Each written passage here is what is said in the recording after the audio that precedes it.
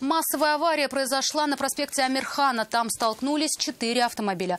По рассказам участников столкновения, все произошло настолько быстро и неожиданно, что сами водители так и не поняли, кто же в этом виноват.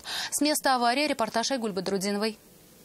Человек стоял, решил перестроиться, видимо, либо что он стоял. Водитель Ауди рассказал, все произошло за доли секунды. Он ехал по проспекту Амирхана от Чуйкова в сторону Миллениума. И когда подъезжал к проспекту Ямашева, ехавший перед ним автомобиль перестроился вправо.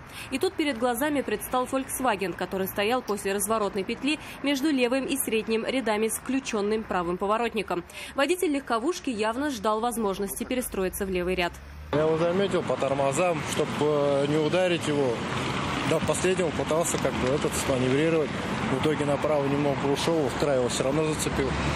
Ну и вот она еще прислала мне. В итоге Ауди левой передней стороной врезался в заднюю часть Volkswagen. Тут же в кроссовер влетела едущая за ним Шкода. Ауди откинула вправо, там в это время ехала Газель. Они столкнулись боками. В итоге разбитые автомобили заблокировали для движения сразу несколько полос.